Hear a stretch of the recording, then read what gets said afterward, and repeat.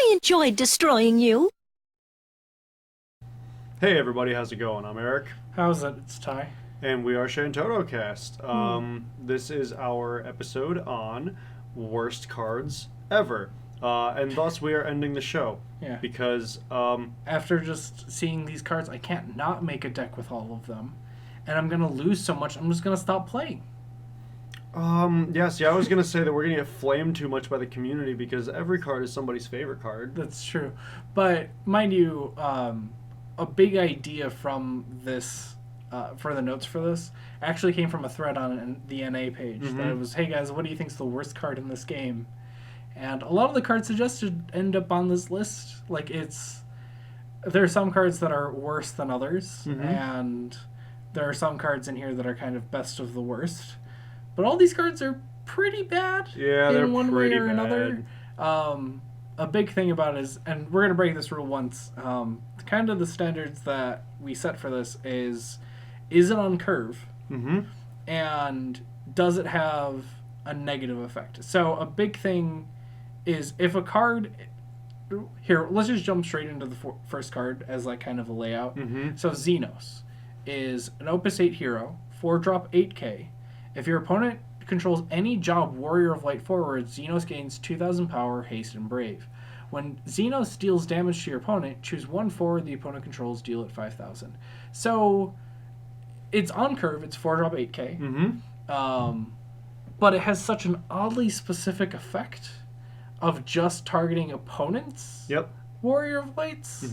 When Warrior of Light never really took off that much. Like, it's a good deck, don't get me wrong. Like, Bill still runs it, Kim runs it, but, like, it's not a highly oppressive deck. It's not meta-defining. It's not to the point where it needs hate, really. It really doesn't need that targeted answer. Especially in Fire? Yeah. Yeah. But it does still have the plus of when Xenos deals damage to the opponent, choose one forward the opponent controls, deal 5k. Yeah. I mean, I'll argue Fire does have some negs on Warrior of Light, especially if you're running a Minwoo or if you're running any of the buffs. Yeah. But, like, just the fact that this card, if you're running this card and your opponent isn't running that specific deck with Warrior of Light, you know, be it an Onion Knight's Warrior of Light deck or Raw Warrior of Light or splashing Wall into Earth, it's just a vanilla. Yeah. It's just a flat vanilla. Well, to be fair, the second effect's not effect's not bad. Especially in Mono Fire, when you could use that effect and then slap down like an Ace. Slap down a VV to deal the total 10k. Right, but let's be real. Like, more often than not, you're not going to have this card thrown down and then, you know, get the chance to get all this stuff going off. Yeah. It's just not worth it. Yeah. It's so not worth it. It's too much. Exactly. And so this card, we'll tell you right now, is the best of the worst. It's the best card on this entire list. I'd argue it's one of the top three. I'd argue it's the best. Only because, one, it's on curve, and two, it does have a positive effect. Right. But a lot of the other cards on this list won't have that. Fair. So another thing to consider, so we'll move on, get past this card now that our example's out of the way. Yeah. Do keep in mind we're talking about specifically constructed regular format. Yes. Standard we format. Are not talking about I'm not talking about draft, title, champion. Or champion now, 2v2s, etc. We're talking just explicitly about the regular constructed format. Yeah. Though these cards are pretty bad in the other ones too. Well, depending. Most of them, Depending. Like, for example, the next card that we're going to talk about is actually kind of a bomb in Standard. Or not in Standard, in Draft. It was a decent enough card. But in Standard, it's pretty bad. And there's an almost outright better version of it. There are outright better versions of this card. And this card is Mechanist? Machinist. Wow. Mechanist. I've heard it pronounced every way. Okay, well, they're wrong. It's wrong. A Machinist. Machinist. Okay, so Machinist is a 5-drop standard unit backup. It has multiplay. Category 14. When Machinist enters the field, choose one doll forward, break it. So that's not terrible for a 5-drop backup. But there's other cards that do it better. But if you look at a card from Opus 1, or was Mustadio? Mustadio, I think, was Opus 2 or 3. If you look at Mustadio, who is the exact same effect. When Mustadio enters the field, choose one doll forward, break it. It's 5-drop as well, and it's an EX. Yep. Which is immediately better than multi-class. The multiplay is irrelevant because of how easily you can remove your backups from play. Yeah. And most of the time you'd want to see this effect on an EX. This is an effect that you definitely want on an EX. Because something swings in, now it's dull, break it. So the fact that this is literally just a worse Mustadio is what kind of earns it this slot on our list. And also, for Mustadio was Opus 1. It was Opus 1? Okay, Opus I sit corrected. Yeah. At a 5 cost for something like this, I just don't think it's worth it even for a multiplay. Yeah. There is no situation where you're going to be running a playset of these and actually be using them that often. Yeah. More often than not, this is a pitch for something else. Mm-hmm. And on top of that, it's a standard unit backup that just kind of bricks your backup lineup once it lands. Like, you can't get rid of it, and you know, there's several other issues with it. But the big reason why it's on this list is that there's just outright better versions of it. Yep. Even in the same color, too. And that's the worst part of it, is that there's legitimately just There's better two other version. options. Yeah. One of the WAF cards. Yeah. She targets... Or is it 4 or less? It's 4 or less, yeah. but it's still a dull. Yeah, and that's only a 3-drop. So you're saving 2 for some specificness, but it's still good. And on top of that, it has the WAF tag, which is very irrelevant. I was going to say that's relevant right now, so... Yeah. All right, moving on, though. Yeah. Moving on. So this was a card that was brought up a lot in the thread. Yeah, this was the really hot talking point here. Yeah. So this is Opus 5 Une. The original Une. I still remember. I was kind of hyped for this card. This when card it got revealed. Yeah, it was really fun in pre-release. Yeah. So it's a 4-drop ice forward, Magus, and its category is Pictological 3. Une enters the field dull. So we're already starting out pretty bad. Yeah. Une does not activate during your active phase. All right, we're starting out terrible. When Une enters the field, choose one forward the opponent controls. Dull it. As long as Une is on the field, it does not activate during its opponent's its controller's activate phase. So, at a glance, it's not bad, right? Because you look at it and you're like, it's a little under curve, but you keep something down. It doesn't activate.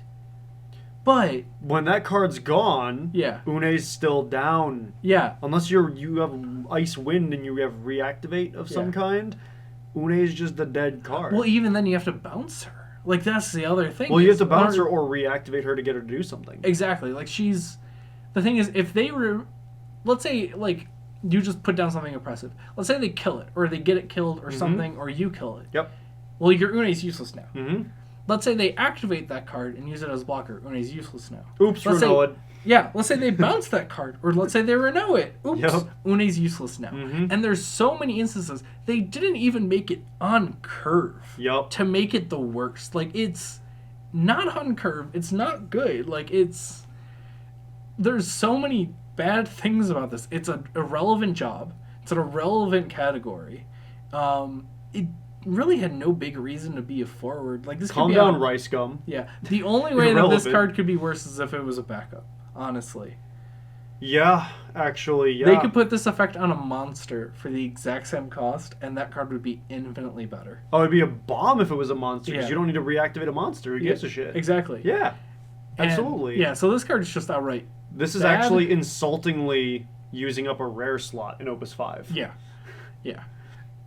So moving on. Especially in a set that was very, very That set was gross. Yeah, and Une is just like this terrible, terrible card. All right, we'll move this one up a couple slots. Yeah. We're going to talk about Opus 9 Vaughn 3-drop rare. Yeah. So, at a glance, he's fine, and this is kind of like on that fringe of like, it's playable. It's a 3-drop 7K with a positive effect. The only problem is this positive effect's pretty bad. Yeah, there really isn't a reason to use it. Yeah, this card was really, really bad in Sealed. It was absolute trash in Sealed. So it's Opus 9 Vaughn, 3-drop 7K, so it's on curve. Forward, Sky Pirate, which is a kind of relevant tag. You could dull 2 active Sky Pirate forwards you control instead of paying the CP cost to play Vaughn from your hand onto the field. The only issue is that Sky Pirates kind of suck. Like, there's just... The only way this would be good, and this is arguable, infinitely so, is if you're playing a, like, cheap Sky Pirates deck, say one of the decks that was played in Draft and Worlds, perhaps. the idea there would be spew the cheap ones out, and when they can't even attack anyway, dull 2 of them, play Vaughn. Yeah. You have no backups anyway for, say, if you're doing a super aggro build, so you get 3 forwards out. Yeah, you take a couple damage, but next turn you 3-4 Skypire forwards. Go ham. But even that, you're still allowing yourself to take the damage, and that's not even talking about constructed standard. Yeah. But another thing to bring up about this card is that we're seeing it from the lens of having Opus 10, where there's a lot more Sky Pirates. Because they immediately added the Water Sky Pirates and tons of stuff. We got another Fran. But when this Fawn came out, your only real targets was Balthier and Fran. Because Penelo, when she was a forward, was a dancer. And there were so many cards that just didn't have the Sky Pirate tag. Yeah, all the stuff from 12 was just missing the job it needed to be relevant here. Ash. Ash is a princess. She's not a Sky Pirate. Every possible...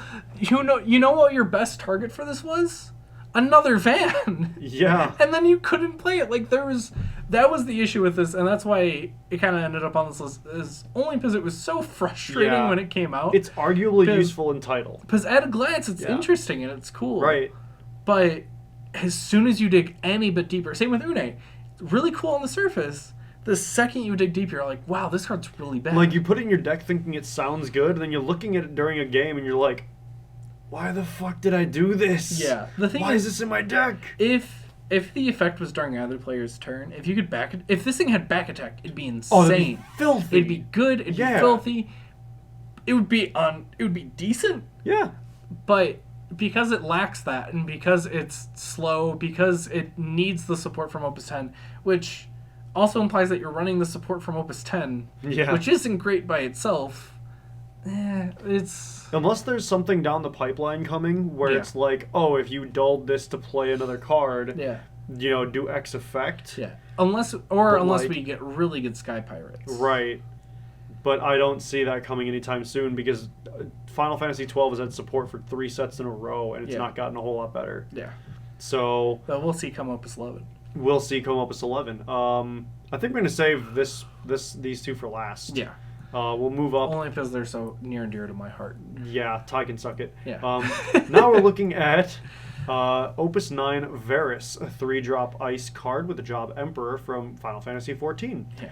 Don't know if I mentioned, it's a backup. And the effect is when Varus enters the field, if the cost to play Varus was paid with CP of exactly 3 different elements, you may search for 1 card and add it to your hand. Secondary effect, pay 2 of any color and dull Varus. Put Varus into the break zone. Choose a category 14 forward in your break zone and add it back to your hand. That's garbage. So on the surface, once again, it's 2 really cool effects. Oh, I get recursion and ice. Oh, I get to search any card in my deck. I'm those are solid. Cool. Thaumaturge is banned. Cool. Yeah. Am I wrong? Well, so there's several issues with this. So number 1 being you have to pay 3 CP of different elements to get it. So ice isn't a very splashable color. Yeah. And I know immediately people are going to be like, but Tyler, there's Une decks. The Une decks run 3 colors, and there are 3 colors that do run ice. Yeah. But they don't run Varus. Yeah. And the thing is, that automatically implies... So you can't pitch a card for him, which is immediately an issue. You have to tap 3 to get the first effect. Yep. Otherwise, if you don't, you're paying 3 drop for vanilla, really. And the second effect is put Varus into the break zone, choose 1 category 14 forward in the break zone, add it to hand. In ice? Yeah. Well, you're also overpaying to take something back. Exactly. Right? So you're paying... Yeah, you're basically paying 3 to bring something back. And if you look at other cards, like Devout, that just plays anything from the field if it costs 4 or less. Yeah. Or there's... I think the Scholar that adds a 3-drop or less for much less than this.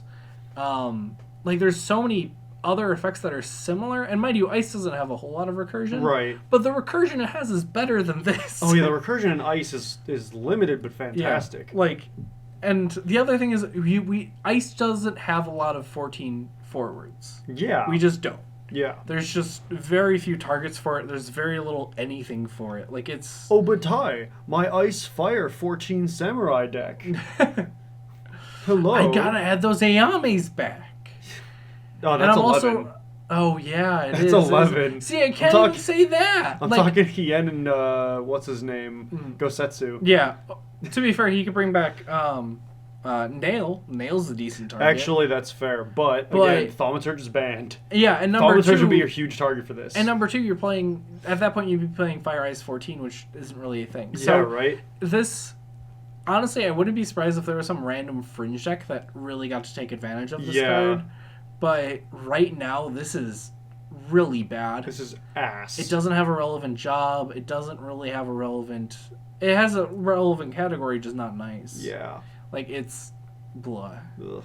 Anyway. So moving on, we have the G-Diver. 2-drop multiplay water standard unit from Final Fantasy VII.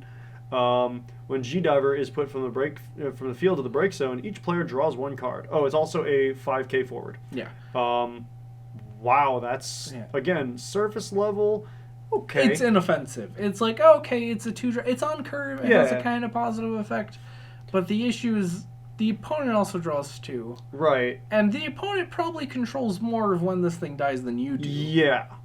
Like, obviously, when you swing it in, you're going to be swinging it in with the thought of, like, okay, I'm swinging it in, hoping to draw a card. Right. But the thing is, the opponent draws a card. Like, it's... You're going to always have to 2 for 1 if you want to kill something off of it. 9 times out of 10, right? Yeah.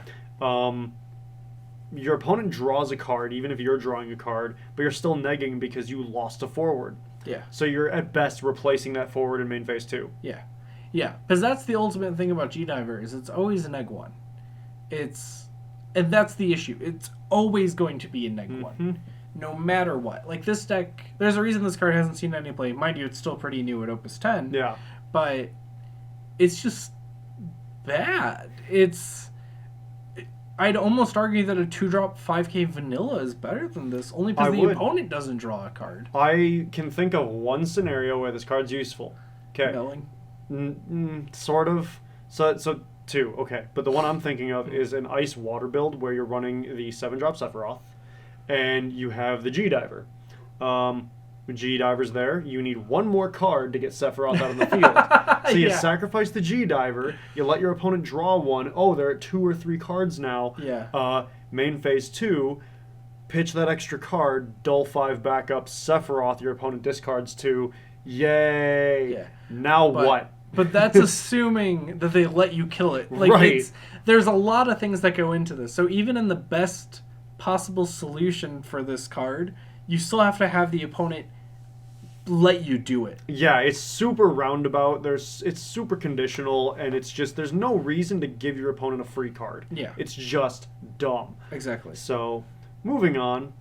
Here's one of the cards that is inarguable, in my opinion. So, I almost want to say this one for last because it's by far the worst. We want to put this as the king? Yes. All right, cool. All right, we'll save the king for later.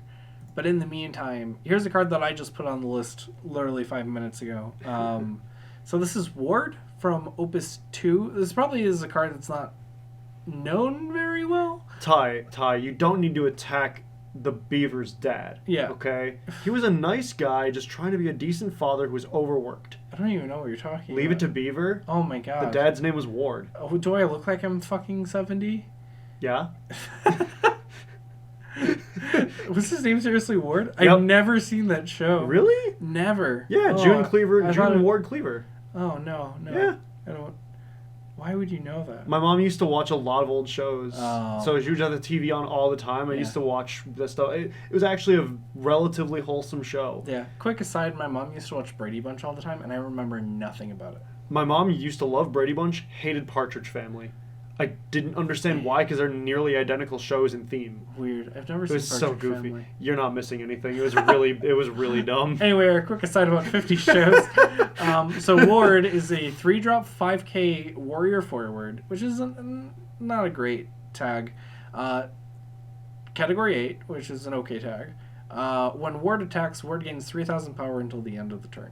So on the surface, it's not a terrible effect because you're like, oh, when he swings in, he's an 8k. At the time of its release, it would have been a solid card. Yeah. Opus 2, that's not a terrible card. Opus 2, swinging in with something that's slightly stronger than it's supposed to is nice. Mm-hmm. It's a little over curve, that's fine. If you have a little brow out, you're swinging for 9k for 3k for a 3-drop, that's not terrible. The issue with him is he's a 5k, which is very easy to kill, even at the time. Even at the time, it was very easy to kill. because you had Opus 2 Ifrit, which dealt 6k, and like all this other stuff. And only when he swings he becomes an 8k. It's really easy to kill him before he swings. He's not a good blocker for 3k or for a 3-drop, and he's just normally like the best he can be is when he's 1k over curve. And you already have to have the 3-mana investment. You still have to sit on him for a turn while you wait for him to attack, unless you give him haste. It's not good. Like I can't think of a deck that you would run Ward in, unless it's like running a bunch of warrior support, and perchance the other warrior support is another Ward. Yeah, I've been trying to play devil's advocate, as we can tell. I'm trying to think of like the one scenario where it still makes useful. Aside from like any kind of like mid-range deck that like highly utilizes fire and maybe lightning, I'm kind of at a loss here. I got nothing. Like, one card that you can compare it to, and a card that I will defend is vehemently better than Ward, is Opus 1 Garland. Because he was an 8-drop, or no, not an 8-drop, a 5-drop 8k, which is under curve. Okay. With Brave, whenever he swings, he gets 4k. So he becomes a 12k attacker, but the big difference is that he has Brave. Like, that's huge for that. And at the time, Opus 1, that Garland was good. Only so many cards had Brave. Exactly. Only so many cards had Brave. No, very few cards could swing over 10k. Some stuff, there was very little dulling. Yeah. So that Garland was decent at the time. Even now, it's not great. Yeah. But the thing is, if I opened it in sealed, and if I'm playing red, I get to swing in with a 12k every turn, and I get a Brave Boy? Yeah. Yeah. But Ward has none of that. And Ward is... Like, imagine him swinging into an Emperor's Andy at the time it was 2. Yeah. Like, okay, LeBro's out, you get him to 9k, they crash, and your opponent kills something for free, so it's a 2 for 1 and you lost. Yeah, and you paid 3 for Ward. Yeah. Like, that's the thing about it, is you're overpaying for an effect that's really not worth it. Yeah. That one extra CP is not worth it at all. Like, looking back, we have Archangel now that, for the same exact cost, does, like, twice as much. Oh, yeah, yeah. When it swings in, it gets 4k till end of turn. No, 3k. Archangel? Yeah, it gets 3k. Oh, yeah, because it goes up to 9. Yeah, it goes up to 9. Unless And, Lava Spider and LeBro, though. And it's already above curve. And then it does 2 damage instead of 1. It's below curve, but it's still 6k. Yeah. So it's 1k over Ward. You're right. You're 100% right. Yep. It's an outright better. Yeah. It's an outright better. They just looked at Ward and they were just like, this card was shit. Why? Let's do that again, but good. Yeah. And they gave it a more relevant tag. Like, everything. Yeah. Ugh. Everything was just better about that card. And it's a is it a multi-play? I don't remember. Archangel isn't. No. No. I mean, yeah. But neither is Ward. But still. Yeah. All right. So moving on to another useless card. So this is a card that's kind of a meme with me. Yeah. I'm just gonna hide in shame right now. Yeah, We're just gonna. So 2-drop monster Wingvern, or Wingvern 2-drop monster dragon. 1 wind and 1. Put Wingvern into the break zone. Choose 1 forward of power 9,000 or more. Break it. So when this card came out, if this is your first video on our channel, I don't know if we told the whole story. I think we have, but let's do it again anyway. Basically, this card got revealed when we were following spoilers, and I was just like, this is trash. This is one of the worst cards in the game. Like, I immediately said it. I'm like, this is the worst card I've ever seen. I was like, this is trash. Ty does like to jump on Absolute that stuff. Trash. Yeah. And everybody was like, I don't know. We're seeing a lot of 5-drops in the game right now. We're seeing a lot of, like, 9Ks. I'm like, yeah, but I'd rather just play Alexander, or I'd rather play Diabolos. There's so many other cards I'd rather play. And, like, if you put this out, the person just sees knows it coming, yeah. The fact that it's not instant speed, the fact that it has to sit on the field, and it's like, who cares? Keep in mind this is part of a cycle. There were a lot of those, like, kind of exposed trap kind of situations going on with monsters. It is type 0, so it works in title pretty well. Yeah. And it's a job dragon. I'm a slut for dragons. Yeah. That all aside, right now, I'd love it for it to get support, but right now, Job Dragon has nothing. I know. I'm just a slut for dragons, though. And on top of that, not to be logistical about it, it's Wingvern, which implies that it's a wyvern. I agree. I know. Dragon. Well, wyverns are dragons. They're just a subset of Checkmate, dragons. Square Enix. Then they should have just called it a wyvern. No, because it's a wyvern with like bigger wings or some shit. I don't this know. is going to be the rest of the episode. This is why ShantottoCast is ending. But the thing is, wyverns are specifically named. Wait, are they named in Final Fantasy? Am I thinking too much they about are Final actually. Fantasy? Yeah, There they is should a time be, where they are. But this is 13, or Type 0, rather. Yeah, because I keep wanting to So- refer back to Fire Emblem where there's wyvern riders. Yeah. Anyway. But still, it's yeah. the tags are relevant. Everything about this card's relevant. The 9K is okay. Don't get me wrong. Yeah. It's becoming more and more relevant as the game goes This card's on. not going to actually see the light of day But for a long time. But you're right. It won't see the light of day. It won't see competitive play ever. It hasn't since it started. It's bad. I wanted to like this card so badly. Everybody did. Everybody But- was so against me hating this card. That was because the- they were like, I don't know, there's some uses for it. It's funny how we'll this is see. the first... I think this is the first card you were actually just never wrong about. Yeah. Because you usually take a stance, then you're just like, ah, crap, I was wrong. But Yeah. like, Because there's one, cards you where I'm just- like, this card's bad. And then I see it in Seal. I'm like, okay, this card's a little bit better than I thought. It's still kind of bad. Yeah. But it's better than I gave it credit for. And like, I've mentioned this a lot on the show. I initially thought Diabolus was a really bad card. yeah. And I'll own up to that. I was wrong as Good hell. times. But this card was just a Yep. straight shot. I'm like, bad card. And everybody was like, I don't know, it has potential. I'm like, bad card. And it was to the point where everyone was like, I'm gonna put this card at 3 in my decks just to play it against Ty. Yep. And just so I could tell I beat him using Wingvern. Yep. And none of it came to be, fuckers. So if you ever run into me at a regional, like, side in those 3 Wingvern, see if you could beat me with them. Like, oh my god, I can literally keep going on. Yeah, you'll ride this forever. No, 'cause actually, I am going to keep going on because we're only at the 26-minute mark, and we got to make this at least half an hour. Dude, how many cards we have left? What, plenty. 5? Plus. Okay, Yeah. fine. I will add one more thing about it. Okay. So Wingvern's arguably best target against Mono Ice is Sephiroth, right? What's Sephiroth's power? No, I was gonna say the Azure Dragon. You're in Mono Ice, yeah, that's fine. Yeah. But a really good target for Wingvern is Sephiroth. Yeah. The 7-drop 8K. Without, So- assuming you don't have Duke. Yeah. And then if you bring it over to like Earth, like let's say he can't break Arden, obviously. He can break Cecil, so the person can get like an ETB. The thing is, like, with a lot of 5-drops or with a lot of 9Ks, a great thing about them is not only the body but also the ETB. So you're allowing them to reset the ETB potentially if they have the other card. Mind you, they have to pay for it again. But it's just, oh my god, it's so bad. It's such a bad card. And I on would top of that, argue- they see it coming. I would argue that Mashusu is also just as bad because it's a telegraphed bounce. Yeah. Or no, Wait. is the Mashusu a bounce? No, it's a break a dull.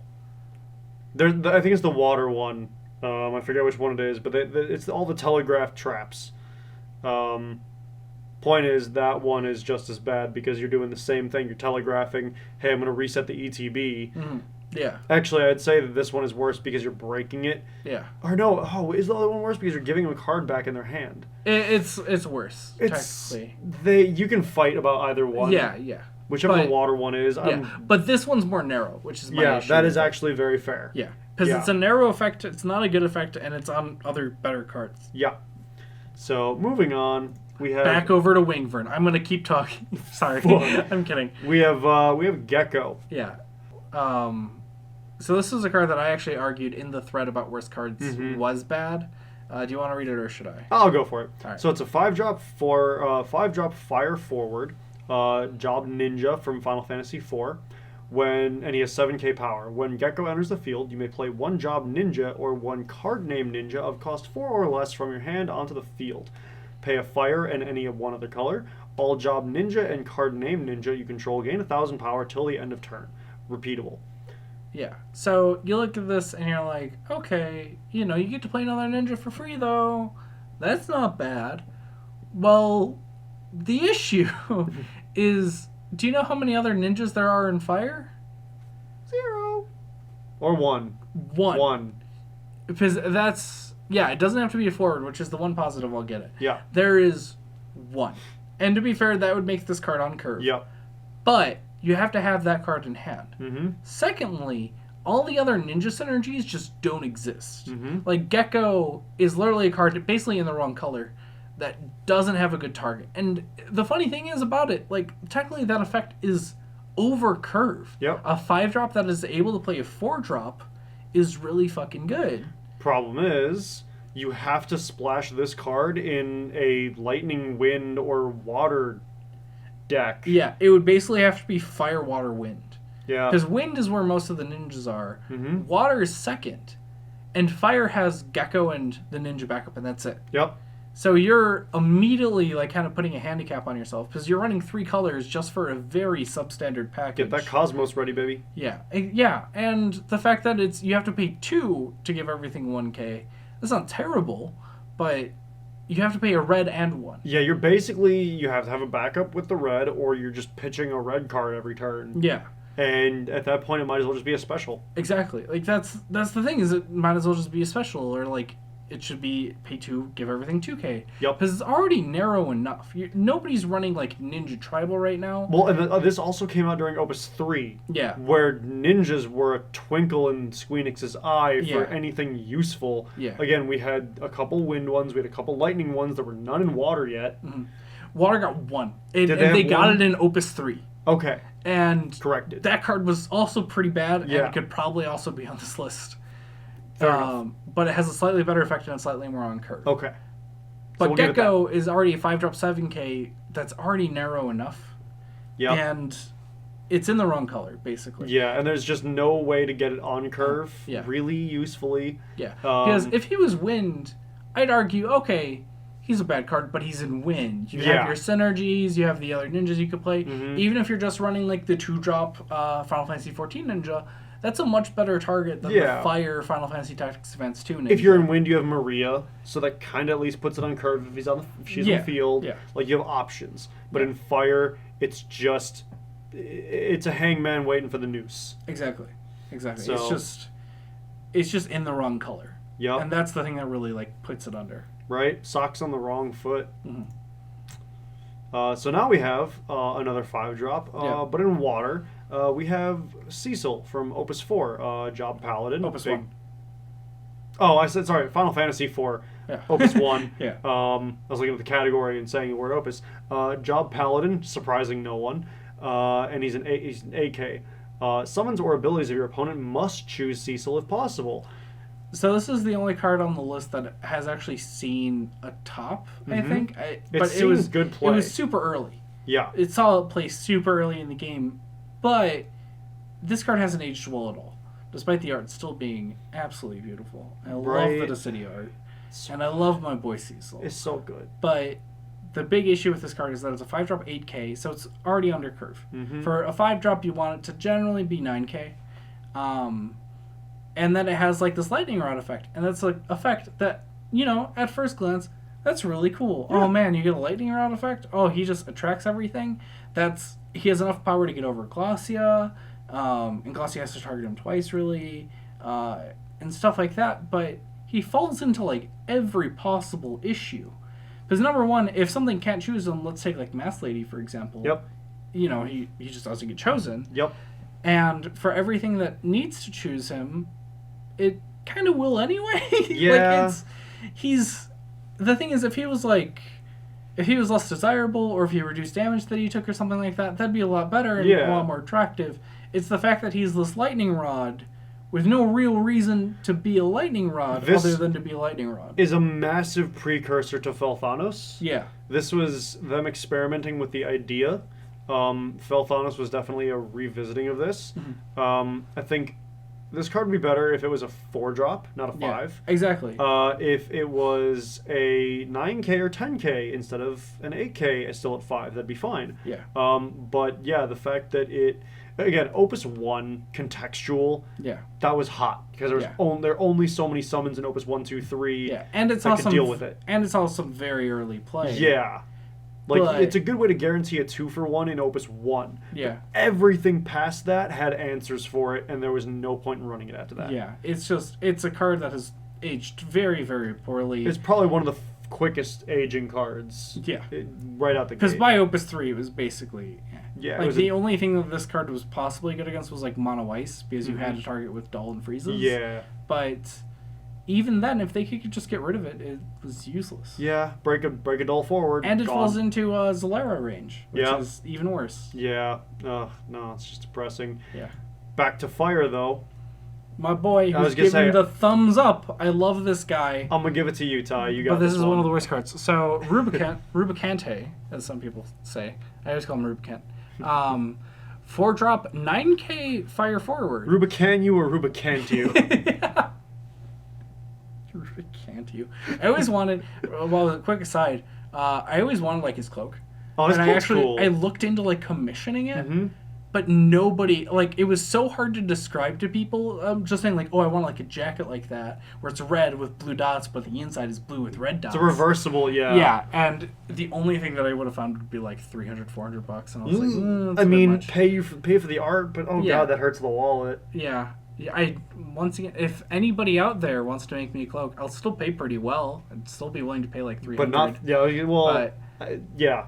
But still, but it has to be nice. It has to be good, yeah. We'll talk about it. Yeah, so Rubicant, 4-drop 9k forward. So it's already over curve, which is nice. But just the first line of its text immediately kills it. When Rubicant attacks, activate all forwards the opponent controls. And then his special is Barrier Shift, so S and red.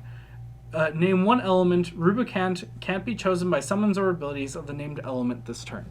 So, he's over curve, but it's just, when he attacks, activate everything. Activate everything. Literally, the only example I could think of that makes him useful is him swinging into Opus 2 Legend Cecil. That's it. Yeah, because maybe. Cecil has to block, and it's like, I dulled him, so he doesn't have to block. It's like, well, Rubicant's making him block. That is the literal only application for that. Or swinging into an Une. Or swinging into... Oh, yeah, obvious. Well, no, because that just helps them out. Because Une doesn't need to be dull, or as long as the other active is... Or no. Is it while she's dull the other doesn't activate? Yeah. No, it's while she's dull. While she's on the field, they don't activate. Yeah. So you have to. So you can activate it. Oh, you can do something to hit it. Field, as long as it's on the field. Yeah. But still, Une is it's not bad. But it still helps them out. Yeah. And that's the thing is there's very few, if any, real reasons to activate all forwards of the opponent controls. I still remember back in Opus 5 days when I just started using the Reddit, someone actually said like, hey, I have this fun Kate Sith combo. How do I make sure that the opponent's forwards are active to use Rubicant, or to use this Kate Sith effect? I was like, you can use Rubicant, and that's the best application. Yeah, that's still really bad. It's terrible, really. Like, and the funny thing is, there's a better version of Rubicant now that we got in Opus 10 in Hien, which is a 4-drop 9k dark forward. It's only negative really being dark. And it even has this special, but it only costs 2 instead of 3, and you don't have to use specific mana. Yeah, well, it's also not a special. Exactly. Yeah, it's just an activated ability. And that's what makes it just outright better. Like, Rubicant has literally been completely outclassed, and he has a negative. Mm-hmm. Like, oh my god. See, this makes me sad, because, like, Rubicant's my boy, and I love him. I love Final Fantasy IV, and I love him in it, and they just disgraced him with this trash card. Rubicant is definitely in probably are fighting for second place for worst card so far. Yeah, he's up there. And, it's really sad that we did an episode on why Fire sucks. Mm-hmm. Then Fire actually showed, I'm not bad. I'm pretty good. Yeah. And yet a good chunk of the cards here are Fire. Yeah, yeah. It's really funny that we're talking about all this. It is funny because they did have some real stinkers. Yeah. But moving on to another Fire card. So we've got Opus 1 Saz, who is an H of all things. This is something that when we were going through these, you were like, this was an I was H. like, this is an H? What? Yeah, I forgot about this card entirely. So 3-drop backup Ravager, category 13. Mm-hmm. Tap, choose one forward, deal it 2,000 damage. Saz will not activate during your next active phase.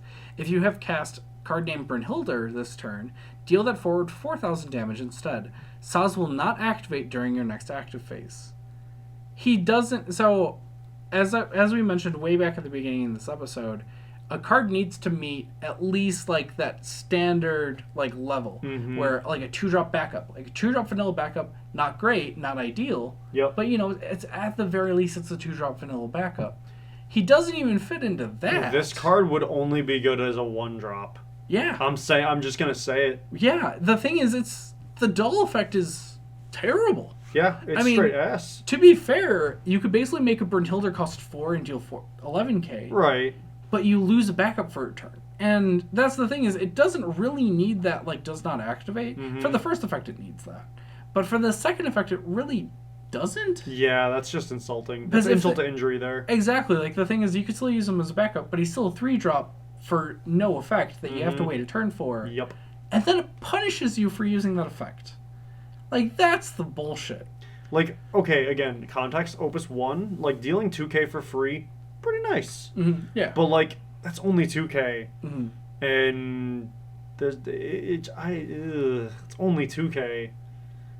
You're still just negging so much just to get something off your opponent's field, even if they have, like, a, 4k. Yeah. You're burning a turn. Like, there's cards that are just outright... Like, a good example of a card that's just outright better than this is Mitsuki, the 4-drop one. Mitsuki, yeah. Which is tap it to deal 1k to something. Yep. Whenever a forward dies, reactivate it. Yeah. Or an opponent's forward dies. Like, that's immediately a better version, because you could get 2 of those off if you kill something. But then let's also take... let's see, I'm trying to think of another good card for this. Anything chip and wind? Yeah, all the chip. There was the ninja card that it's just pay 2 for that effect. You're, kind of doing the same thing. Like, there's so many cards that do that same effect. Or even the Magus that just breaks itself. Though, mind you, it has to target active. Well, right, but like, it's kind of funny, because this is a card that has been super power crept, but it's still really bad. Yeah. To the point where it saw 0 play back in the day. It still doesn't see any play. It'll probably never see any play. Only because you just can't reactivate it. Unless someone finds an infinite with it. Yeah. I don't care about this card. Unless someone could find infinite backup re-upping, reactivating, this card's never going to see play. Just trash. Yeah. So let's move on here, and we have another Opus 1 card. Wow, wow. Yeah. Another theme here. Yeah, there's a lot of Opus 1 cards on this list. So we have the Opus 1 3-drop Wind Ninja forward. It's a multi-play standard unit from Final Fantasy III with 6k power. It's 1 win, discard a card, choose 1 forward, deal a 2k. That's ass. Here's why. You're technically paying 3 for it. You're paying 3 at the very least to deal 2k. So unless you're going to try and, like, 1 for 1, this was something that's 8k. You're still burning a lot of resources there. You may as well just be running the Lightning Ninja that when it blocks or is blocked, you pay 2, break something. Yeah. Or the backup Lightning Ninja, which is tap it, pay 2 lightning, deal 2k to something. Like, that's the same effect basically on a backup, which is already going to be a little bit more useful. Right. It has a little bit more utility. Will allow something in front to attack. Yeah, and you don't have to discard a card for the effect. You can. You have the option to. But the fact that Ninja demands that you discard a card is what makes it so bad. Yeah, you have to neg to potentially neg more. Yeah. Like, why? Yeah. This one's just kind of self-explanatory. It's just a neg engine. Because if it had that effect and it dealt 4k, for example. Yeah. A little bit more more palatable. Because the thing is, you could pay 6 to deal 8k to something. Mind you, that's still a lot over curve. But that's still decent. But the fact that it's 2k, that you basically have to pay... You'd have to pay 6 to deal 4k to something? Like, ooh, this effect's repeatable. But it doesn't matter. Because you're going to be discarding cards. Like, the only other thing... The literal only application I could think for this is if the opponent has Argath out. Get ready for this. God. So if the opponent has Argath out, right? And Argath is... a 4k. And then the opponent plays a Sephiroth, making you discard 2, and you have 2 wind up. And you're like, I'm going to discard 2, kill Argath. Showed him, but it does absolutely nothing else. Like, that's the only... my favorite part about this episode is us just making these ridiculous scenarios. Yeah, right? For these cards goofy being jank handy. Plays. Exactly. And none of it will ever come to fruition. They're super just... Oh, they're out there. So that's our ninja. Yeah. And here we go to. Oh wait, Oron. We never brought up. Oh, we did skip Oron. Where Yeah. did that one? There it is. There it is. All right. So I actually like this card. I wish it was better, but the fact that it's a special ability, we'll get there. You want to go this one? Yeah. So Oron is a 3-drop ice backup astrologer. Astrologer. Final Fantasy Tactics, which is a very relevant tag. Yeah. Ice backup from Opus 1, of course, again. And he doesn't have a normal effect. He just has Celestial Stasis, which is an S and 3 ice, and you dull him. Dull all the forwards that the opponent controls. Once again, on the surface, dull all forwards that the opponent controls. That's a really good effect. That's insane. But the issue, the big but here, is you're technically paying 6 for it. And you have to have another copy of Oron. Yeah. And he's a 3-drop vanilla backup. Yep. He is literally a 3-drop vanilla backup if you don't have other Orons. The cost is so high for this effect. It just kind of... The only way it's useful is if it's an absolute game winner. Your opponent has 1 card in hand, no backups active, and you have 3 characters out, or 3 forwards out with 3 damage left to deal, and you know your opponent has no DXs left. Yeah. That's the only... There's no reason to pay 6 to dull everything. Because nowadays especially, you can just Bahamut 0. Yeah. And something else to consider is Ice has a better alternative in the same color with Ultimecia, the starter deck Ultimecia, which is just a 6-drop. When it enters, you could choose... Or no, you have to dull 2 forwards. But still, that's...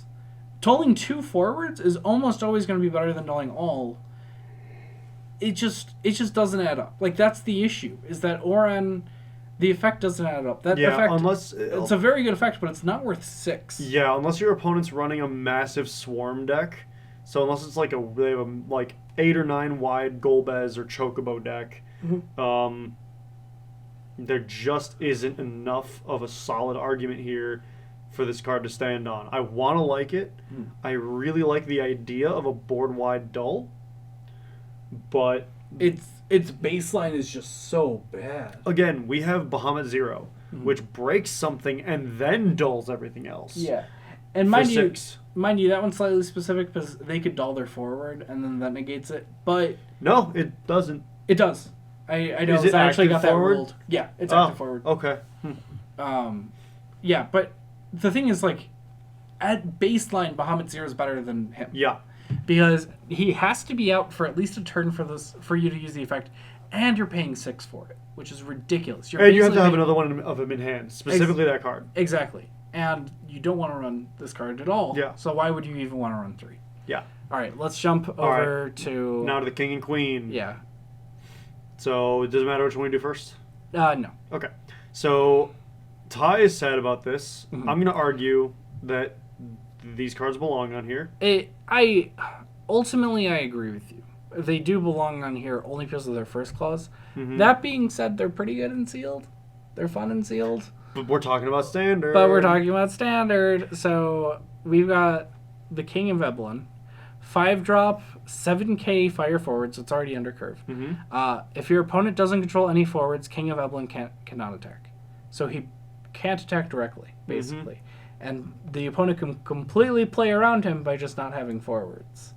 When King of Eblin enters the field, you may search for 1 card named Queen of Eblin and play it onto the field. That's a very good effect. That's to be fair. Let's look at Queen of Eblin, because we kind of have to talk about these cards together. And I'll let you tackle this one. All right, so I get to be the queen. I'm pretty. Whoa. Ty, save it for after the show. So Queen of Eblon is a 3-drop fire forward, 7k, job Queen of Eblon. If your opponent doesn't control any forwards, she can't attack. When she forms a party with King of Eblon and attacks, choose 1 forward the opponent controls, deal it 5k. So congratulations. 5k for 2 bodies isn't bad. 5k from 2 bodies, the second body coming from the deck isn't bad. The issue is if the opponent doesn't control any forwards. Yeah. And on top of that, Queen of Eblin's on curve.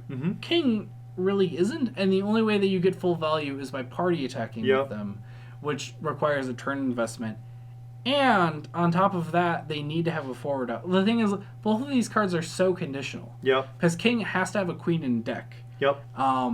Queen has to party attack with King, and on top of that, they can't attack if the opponent doesn't control any like Ty said, your opponent can play around this by having no forwards for like 5 turns in a row, just nuking any other forwards that you bring onto the field immediately. And say you're playing Wind, and you have literally anything and a Diabolos, you can just kill the King outright as a 5-drop, and then reduce the Queen to 1k and chip it. Yeah. Dead. Yeah. Like, the other issue with this is kind of the direction that Mono Fire's gone in now. Because Mono Fire is mainly removal. Yeah. It's a lot of removal. So the opponent's not usually going to have any forwards. Like, that's the issue with it. Is the thing is, if you're able to like lock down a forward on the opponent's field, if you're playing like Mono Ice or Ice Fire rather in this case, and you're able to lock down one forward, it's fine. You have to deal 5k to it, but it's fine. Or you don't have to party attack, but just that restriction of if the opponent doesn't control any forwards, King and Queen can't attack, is what really makes these cards bad. Like you need to be playing this with a 5-drop Vayne. The 4-drop Vayne. The old one that keeps all 5-drops down. Yeah. Like, okay, cool, your opponent has any 5-drop, hold it down, swing it with these 2 regularly.